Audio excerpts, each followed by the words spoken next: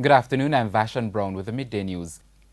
8 members of the Laverick-Willox network who are wanted by the U.S. Justice Department for lottery scamming were extradited today. Alric McLeod, Kazray Gray, Jason Jahalal, O'Neill Brown, Dario Palmer, Delia Hunter, Zanuan Morgan and Kimberly Hudson were transported in a U.S. military aircraft. The 8 individuals, one of them a member of the Jamaica Constabulary Force, were ordered extradited last month. We have 2 persons from Trelawney, there are 5 from St. James and 1 from Kingston. We could say we have a family that's going because we now have a mother and son that's going on this flight. And prior to this flight, she has another son that was recently extradited and is now in North Dakota. So we could say that it's a significant dent in the lottery scamming ring that operates in Jamaica. U.S. prosecutors say the Jamaicans were members of the network, which fleeced more than $5 million from persons in North Dakota in the lottery scam. The U.S. authorities submitted evidence of the Jamaicans collecting money at Western Union outlets and recordings of them making calls to elderly Americans who were the primary targets of the scam. U.S. prosecutors say they will be using the testimony of 4 cooperating members of the network to make their case. Willox, the alleged mastermind, was extradited in February after he agreed not to challenge the U.S. request for him. He has since pleaded not guilty before a U.S. court.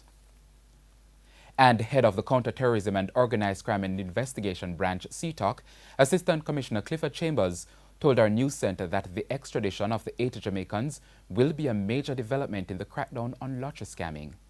Locally and abroad, because what we're seeing here is that these group of persons were involved in, as you know, numerous contact with victims overseas and have resulted in millions of dollars being so fleeced. So what we see here is a syndicate, a network, if you will, that other persons, we call them local peer operatives, relied on for the continuity of the scam, that they've been taken out of the space.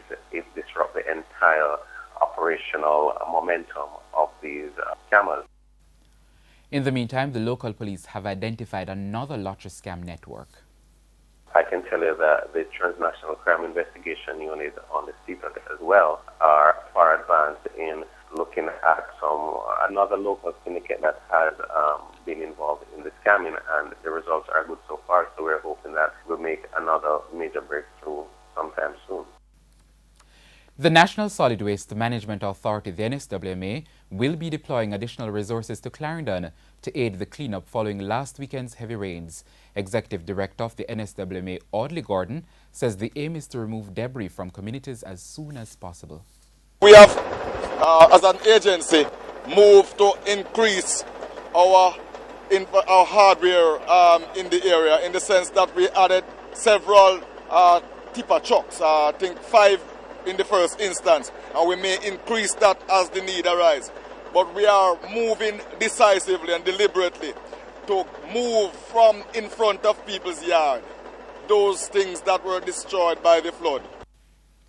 Mr. Gordon said that the NSWMA is committed to helping persons clean up debris and re-establish a sense of structure in their environment.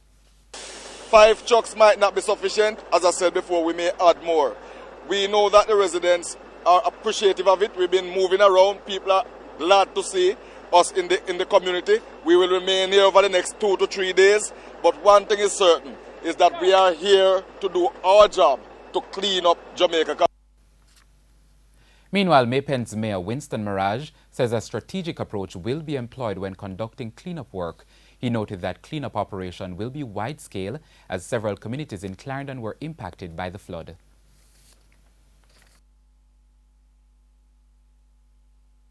This is why we have started in this area where the flooding was concentrated, in the middle section of the parish.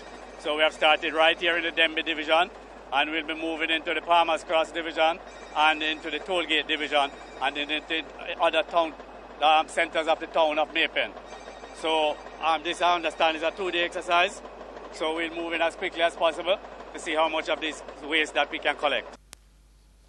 Mr. Mirage argued that cleanup work needs to be completed before waterborne illnesses start to flourish in the area. The area was flooded. As a result of that, we have a threat of leptospirosis, We have threats of all kind of waterborne diseases. So you would have known that once you have flooding, you have toilets being flooded and all of that.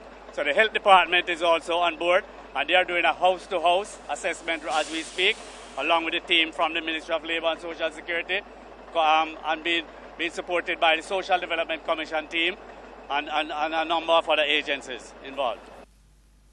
And in related news, several of the island's sugar factories have been forced to close following last weekend's heavy rains, which caused damage to the agriculture sector.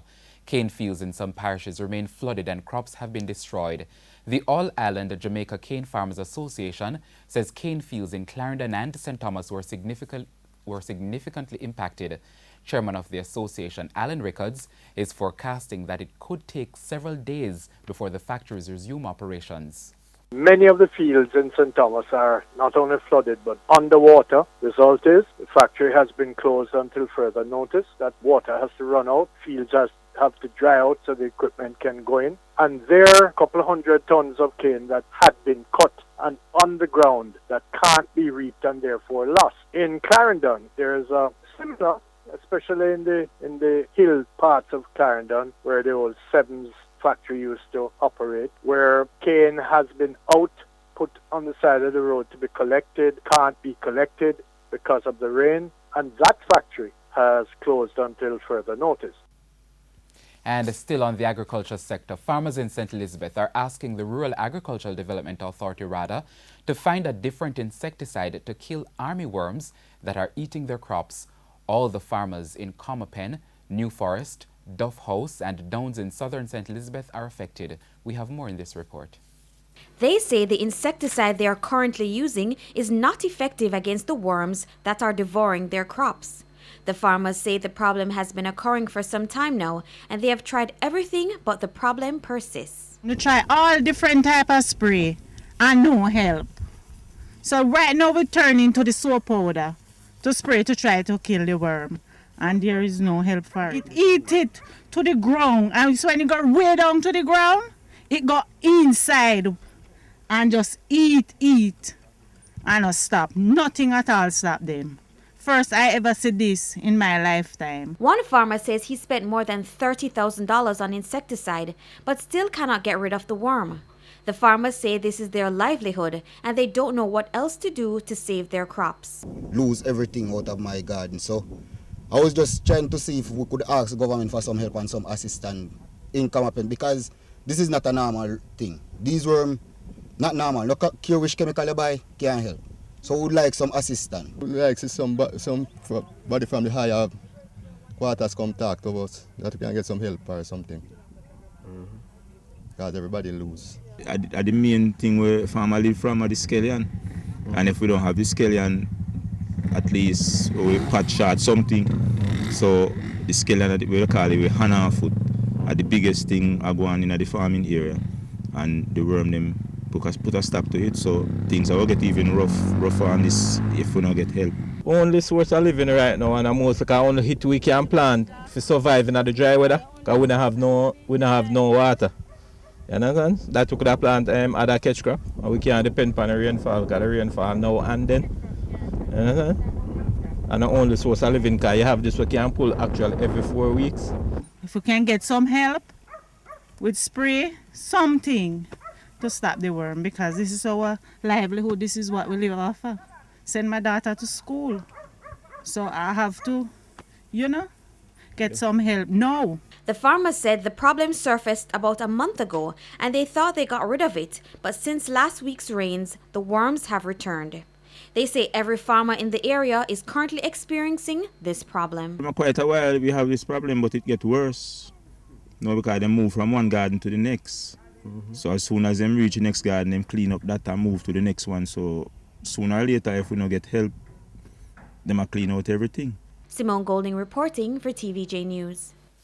People's National Party President Dr. Peter Phillips has listed the issue of land accessibility as one of the main areas of focus under his leadership. Speaking at a discussion at the University of Technology recently, Dr. Phillips highlighted the problem as a major hindrance for many Jamaicans. There's problem of squatting. Never begin with failures of independent governments, although the failure to solve it can be placed as part of our responsibility as a people. But it is a problem that began from the beginning, because when the formerly enslaved people left the plantation, they had nowhere to go. He suggested that land ownership is at the root of several other societal ills.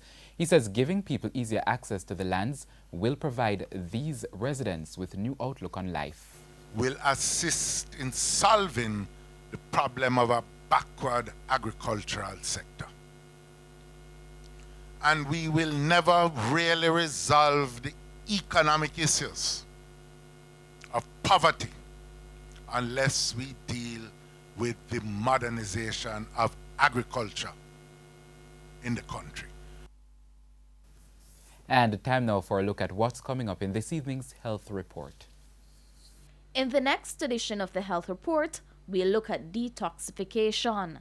General rule, lots of water, lots of fruits and vegetables. Exercise so that you will sweat, and that helps to get rid of it. And a high fiber diet to help the intestines move the feces along. And that basically is how we get rid of whatever toxin the body produces or what we ingest. That's the Health Report this evening in Primetime News. And now for today's healthy living tip. Drink lots of water. Eat fruits and vegetables. Exercise. High fiber diet. And overall, maintain a healthy lifestyle. And that's the Midday News. I'm Vashon Brown. Join us at 7 for Primetime News Package. On behalf of the news, sports, and production teams, have a good afternoon.